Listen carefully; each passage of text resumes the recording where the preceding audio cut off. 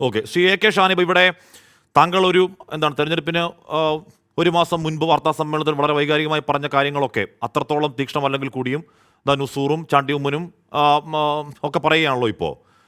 താങ്കൾ അന്ന് പറഞ്ഞതിന് ശേഷം താങ്കൾക്ക് പിന്നാലെ കുറേ അധികം ആളുകൾ കോൺഗ്രസിൽ നിന്ന് ഇറങ്ങി വരികയും സി പി എമ്മിൽ ചേരുകയും സി പി എമ്മുമായി ചേരുകയും ഒക്കെ ചെയ്തിരുന്നല്ലോ. ആ തെരഞ്ഞെടുപ്പിന് ശേഷവും അവിടെ ഉണ്ടാകുന്ന റിസൾട്ട് എന്താണ്? പാലക്കാട് 19,000 വോട്ട് ഭൂരിപക്ഷം ഉണ്ടായിരുന്നത് പാലക്കാട് ചരിത്രത്തിലെ ഏറ്റവും വലിയ ഭൂരിപക്ഷമായി വരികയാണ്, രാഹുൽ മാങ്കൂട്ടത്തിൻ്റെ ഭൂരിപക്ഷം. വയനാട് നോക്കൂ, അവിടെ ഈ പറയുന്ന വോട്ട് ശതമാനം ഗണ്യമായി കുറയുമ്പോഴും രാഹുൽ ഗാന്ധി കിട്ടിയ ഭൂരിപക്ഷത്തിന് മുകളിലേക്ക് പോവുകയാണ് പ്രിയങ്ക ഗാന്ധിയുടെ ഭൂരിപക്ഷം. ചേരക്കരയിലേക്ക് നോക്കൂ, അവിടെ പരാജയപ്പെട്ടെങ്കിലും ഇടതു കോട്ടയിൽ ഭൂരിപക്ഷം വെട്ടിക്കുറയ്ക്കാനാവുന്നുണ്ട് താങ്കൾ ഈ പറയുന്ന വി ഡി സതീശൻ കോക്കസിന്. അതുകൊണ്ട് ഈ പറയുന്ന ഇൻ കോട്ട്സ് അതുകൊണ്ട് ഇപ്പോൾ വി ഡി സതീശനെ ഉന്നം വെച്ച് ചാണ്ടി ഉമ്മനടക്കം പറയുന്ന കാര്യങ്ങൾ അത് ലക്ഷ്യസ്ഥാനത്തെത്താൻ ഇടയുണ്ടോ ആ ഗ്രൂപ്പ് ശക്തമായി നിൽക്കുമ്പോൾ? ശ്രീ കെ ഷാനിബ്.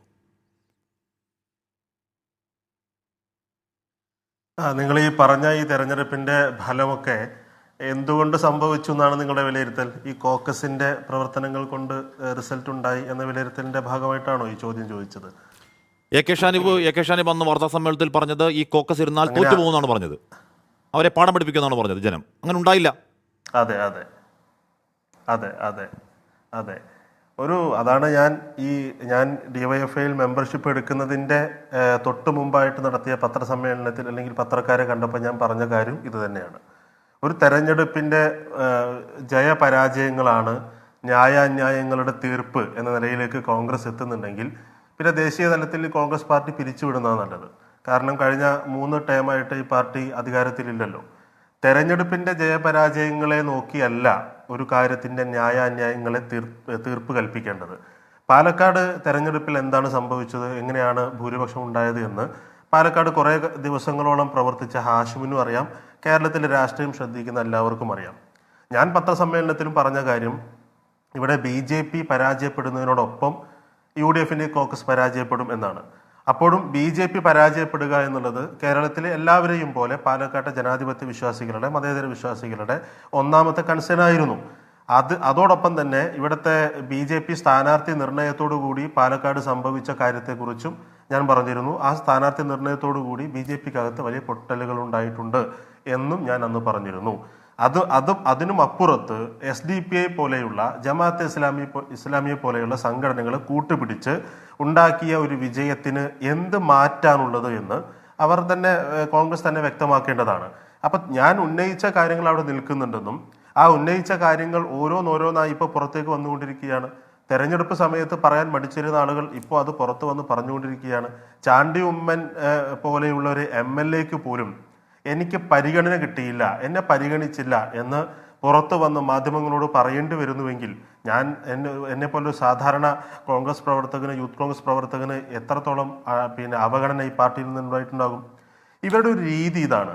അതായത് ഞാൻ ആ രീതിയിൽ ആദ്യ ക്വസ്റ്റ്യൻ താങ്കളോട് ഫോർമുലേറ്റ് ചെയ്യാനുള്ള കാരണം, ശ്രീ ഷാനിബ്, താങ്കൾ ആ പൊതുരാഷ്ട്രീയ സമയത്തല്ല, ഒരു തെരഞ്ഞെടുപ്പിന് സമയത്താണ് ഷാനിബ് പാലക്കാട് ജനതയ്ക്ക് മുന്നിലേക്ക് വന്നത്. താങ്കൾ വൈകാരികമായി താങ്കൾ ഒതുക്കപ്പെട്ടതിനെ പറ്റി പറയുകയാണ്, ഏത് രീതിയിലാണ് താങ്കൾ അടക്കമുള്ളവരെ വെട്ടിയൊതുക്കിയതിനെ പറ്റി പറയുകയാണ്. അത് തെരഞ്ഞെടുപ്പിന്റെ മുന്നിൽ വെച്ച് പറയുകയാണ്. പാർട്ടിയെ തിരുത്തണമെങ്കിൽ താങ്കൾ അന്ന് പറഞ്ഞത് ഞാൻ ഇന്നലെയും ഇന്നും നാളെയും കോൺഗ്രസ്സുകാരാണ്, താങ്കൾ അച്ഛനും അമ്മയോ കോൺഗ്രസ്സുകാരാണെന്നൊക്കെയാണ് താങ്കൾ അന്ന് പറഞ്ഞത്. പോട്ടെ, രാഷ്ട്രീയമാണെന്നും സംഭവിക്കാം. ഷാനിബ്, താങ്കൾ അന്ന് ആ മുഖത്ത് പറഞ്ഞ എന്താണ്? കോൺഗ്രസിനെ തിരുത്തണമെങ്കിൽ, കോൺഗ്രസിനെ സ്നേഹിക്കുന്നവർ ഈ കോൺഗ്രസിനെ തോപ്പിക്കണം എന്നാണ് പറഞ്ഞത്. അതിൽ നേരിയ ഇമ്പാക്റ്റ് പോലും ഉണ്ടാക്കാൻ കഴിഞ്ഞോ ഷാനിബ്? അപ്പം അങ്ങനെ വരുമ്പോഴേക്കും ആരാണ് ശക്തി പ്രാപിക്കുന്നത്? ഇപ്പം ഇലക്ട്രൽ പൊളിറ്റിക്സ് അങ്ങനെ അശക്തി ഒന്നും ഉണ്ടല്ലോ എന്തായാലും. അതെ, ഞാൻ അതാണ് ചോദിക്കുന്നത്. അങ്ങനെയാണെങ്കിൽ കഴിഞ്ഞ കാലങ്ങളിൽ ദേശീയ തലത്തിൽ കോൺഗ്രസ് ഉന്നയിച്ച തെരഞ്ഞെടുപ്പ് സമയത്ത് ഉന്നയിച്ച കാര്യങ്ങളുടെ അതിൽ സ്വീകാര്യത ഇല്ലാത്തത് കൊണ്ടാണോ കോൺഗ്രസ് പരാജയപ്പെടുന്നത് രാജ്യത്ത്? അങ്ങനെ ഒരു ഇലക്ട്രൽ പൊളിറ്റിക്സിൽ കോൺഗ്രസ് രാജ്യത്ത് താങ്കൾ ആയുധമാക്കുന്ന ഇലക്ട്രൽ പൊളിറ്റിക്സ് അല്ലല്ല, അത് മറ്റൊരു വിശാലമായ രാഷ്ട്രീയം. താങ്കൾ ആയുധമാക്കിയത് ഇലക്ട്രൽ പൊളിറ്റിക്സ് ആണ്. താങ്കൾ ആയുധമാക്കിയത് എന്താണ്? രാഹുൽ മാങ്കൂട്ടത്തിന്റെ പരാജയം ഉറപ്പിക്കൽ, കോൺഗ്രസിനെ ശക്തിയാക്കൽ എന്നുള്ളതാണ് താങ്കൾ ജനങ്ങളോട് പറയുകയായിരുന്നത്. ജനം അത് മുഖവിലക്കെടുത്തില്ല.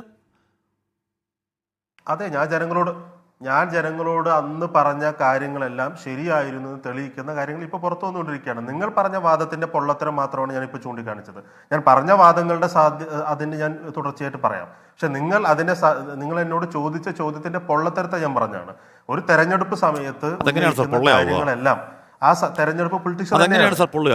കെ ഷാനിബ് താങ്കൾ വന്നിരുന്ന വാർത്താ സമ്മേളനത്തിൽ ഈ കോക്കസിനെ പരാജയപ്പെടുത്തണമെങ്കിൽ, കോൺഗ്രസിനെ രക്ഷിക്കണമെങ്കിൽ രാഹുൽ മാങ്കുട്ടത്തിൽ തോൽപ്പിക്കൂ എന്ന് താങ്കൾ പറഞ്ഞതാണ്. അതിനുശേഷം താങ്കൾ ഇടത് സ്ഥാനാർത്ഥിക്ക് പിന്തുണ പ്രഖ്യാപിച്ച ആളാണ് അല്ലേ? ഞാൻ പറയുന്നത് ഇപ്പോൾ സാറെ തെരഞ്ഞെടുപ്പ് സമയത്ത് മുന്നോട്ട് വെക്കുന്ന ഒരു മുദ്രാവാക്യം ജനം മുഖവിലേക്ക് എടുക്കുന്നുണ്ടോ എന്നതും പ്രസക്തമല്ലേ? താങ്കൾ അതിനെ അങ്ങനെ നിരാകരിക്കാമോ? അത് പൊള്ളയ വാദമാണെന്ന് പറയാമോ? അല്ല, അത് പ്രസക്തമാണ്.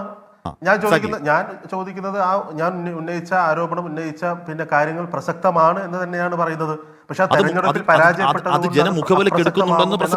കണ്ടെത്തൽ തെറ്റാണെന്ന് പറഞ്ഞത്. അല്ലല്ല, അത് ജനം മുഖവിലേക്ക് എടുക്കുന്നുണ്ടോ? അത് ജനം ഒരു ശതമാനമെങ്കിലും മുഖവിലേക്ക് എടുക്കുന്നുണ്ടോ എന്ന് ചോദ്യമല്ലേ? അതാണ് ഞാൻ പറഞ്ഞത്. ഇനി അതിന് നിങ്ങളുടെ നേരിട്ടുള്ള ചോദ്യം എന്തുകൊണ്ട് എന്നിട്ടും പിന്നെ തെരഞ്ഞെടുപ്പിൽ പരാജയം ഉണ്ടായി എന്നുള്ളതാണ്. എന്തുകൊണ്ട് തെരഞ്ഞെടുപ്പിൽ മുൻപത്തേക്കാൾ ഭൂരിപക്ഷം വർദ്ധിച്ചു എന്നുള്ളതാണ്. അതിനുള്ള മറുപടിയും ഞാൻ പറഞ്ഞു.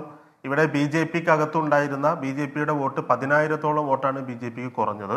അതുപോലെ തന്നെ ബി ജെ പി അകത്ത് കൃഷ്ണകുമാറിനെ സ്ഥാനാർത്ഥിയാക്കിയതിനു ശേഷം പാലക്കാട് ബി ജെ പിയിൽ ഉണ്ടായ വലിയ പൊട്ടിത്തെറി ഉണ്ടായിട്ടുണ്ട്. ഇത് ഞാൻ എല്ലാം തെരഞ്ഞെടുപ്പ് സമയത്ത് പറഞ്ഞിട്ടുള്ള കാര്യമാണ്. അതിനെല്ലാം പുറമെ ജമാഅത്തെ ഇസ്ലാമിയും SDPIയും ചേർന്ന് ഈ തെരഞ്ഞെടുപ്പിന് ചാണ്ടി ഉമ്മന് ചുമതല കൊടുത്തില്ലെങ്കിലും SDPIയുടെ ഓഫീസിൽ പോയി നേതാക്കളെ കണ്ട് വോട്ട് ചോദിക്കാൻ സ്ഥാനാർത്ഥി മറന്നിട്ടില്ല.